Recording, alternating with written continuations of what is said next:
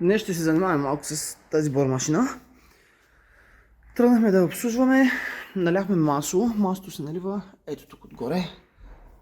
Махай се този болт. Маслото слиза надолу, трябва да дойде на ниво. Като цяло видяхме, че маслото слиза и тук, в тази част. Източва се от тази пробка. Така, това е най-ниската част. За източване, когато наляхме маслото, видяхме, че започна да сълзи масло на патронника и на ето тази дръжка, която я махнахме вече. Така. Това е семирината, която трябва да се смени. Тя седи ето тук нагоре. Сега малко ме е трудно да я вкарам с една ръка, но да, седи тук и ляга на фланица и на оста. Явно вече се е заминала, а тази дръжка седеше под нея, вкарана също така нагоре. Така, за да махнете, първо избивате този щифт, който седи тук и държи дръжката за оста. Използвахме този инструмент, избихме щифта, полека се на чукче, извадихме дръжката надолу и тази семирина буквално беше тръгнала да се излиза. Лесно я извадихме. Полека изваждате семирината, ако е напъхана хубаво и не можете по никакъв начин да я извадите. Обикновенно на тази част се набиват две малки видейки и ги хващате с клещи, полека с лашкане, излиза. Така, тук е лесната част. Сменяме тази семирина, ще видим да я намерим по размер. Сглабяме и сме готови. Сега, за тази част трябва да почнем от някъде да разглабяме, ще видим откъде точно, защото до сега не сме се занимавали с такъв тип машина. Ще започнем разглабяне и ще ви покажем точно какво трябва да разглобите, тъй като най-вероятно ние ще разглобим повече отколкото трябва, за да разберем как точно става и ще обясним най-прекия път до смяната тук на пръстени ли ще, семирини ли ще, нямам представа. Но имаме една движеща част тук, имаме и една въртелива част тук. От двете места определено има нещо, което трябва да се смени. Успяхме да я разглобим, не беше много трудно, не беше много лесно. Сега ще пробваме да обясним стъпка по стъпка какво правим, тъй като го правим за първи път. Разглобихме тук отгоре едната дръжка, тя е съща като тази, за да огледаме, но нищо не се виждаше. Затова това, което направихме е този фланец тук, който седеше на самата дръжка. Ето е дръжката. Отдолу развиваме от фланеца всичките болтове и дръжката леко започва да мърда. Така, когато ги развием, следващото нещо е да отворим ето тази капачка.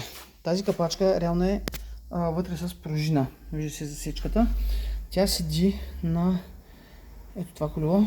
Значи, когато е пъхната дръжката, така, дръжката е пъхната, този край се подава от самата страна. Когато се подаде, тази втулка е нанизана на самата ос и ние реално нямахме болт, но тук трябва да има болт, който да заклини в ето тази дупка тук, за да може да не се вади тази втулка. Така, тази втулка е сложена. Така. И пружината хваща ето това зъбче. Когато има 3 болта тази капачка, когато развивате, дръжте капачката да не мърда, развивате болтовете и полека започвате да я въртите по посока на напрежението, което усещате. Сега в случая ние брояхме колко пъти е навита, 4 пъти беше навита, 4 оборота, но нали, вече ще прецените дали ще броите, ако случайно я изтървете, ще навивате после обратно и ще видите колко трябва да е натегната. Така, развиваме, когато отлепим леко капачката от тук, с пръст, един пръст прекарвате тук, за да държите пружината да не излезе. Трябва да влезе вътре всичко, за да не се развие, после трябва да я навивате. Така, вадим капачката, откриваме оста. Ако имате болт, ние в случая нямахме, вадите го и полека с една отверка леко я отлепяте. Трябва да излезе, при нас излезе доста трудно, с една скоба извадихме тази втулка от оста. По този начин, когато тук сме освободили и тук сме развили всички болтове, които са на фланеца, дръжката излиза. Ето какво представлява дръжката. Нищо сложно. Това е което разглабваме тук. Така, дръпнахме масата настрани, за да може тук да излезе цялото това нещо. По този начин дръжката, държеше тези зъби, когато я извадим, това цялото тяло слиза надолу. Вадим го надолу. То е тялото с патронника. Ето го патронника, който е едно в друго. Когато го извадим, имаме да направим следното. Ето тук къде беше? В този край имахме един болт, който махнахме. Също и тук. Някакви контри са явно. Когато ги махнем... Секунда. Така.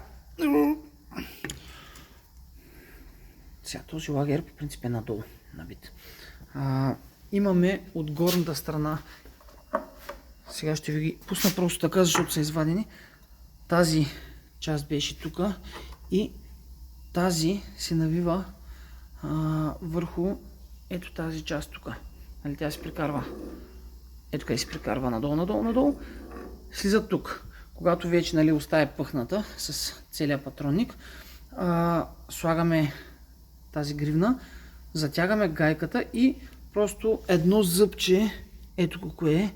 Това зъбче беше застанало така и беше дигнато нагоре за контра, да влезе в тая фуга. Така, това нещо затяга реално патронника към това тяло. Когато развием, махнем тази гривна, трябва да се отиде на преса.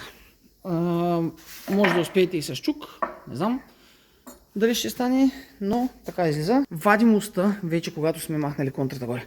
Вадим уста на преса и цялото тяло излиза. Така. Реално теча идва от тук. Това нещо се развива. Да. Развивате го. Интересното, че е наобратно на часовниковата стрелка. И вътре ни седи това нещо, което е като семерина. Сега ще го сложим тук и ще я извадим. Това нещо служи за семерина. Ето какво представлява. То е като чеено такова. Излез. Не е, нали, като сегашните гумени семерини. Така, това нещо реално изтърва масото. Трябва да видим, вече е по-трудната част, е да намерим семерина, която да легне тук, да оплътни, за да може да не изтича.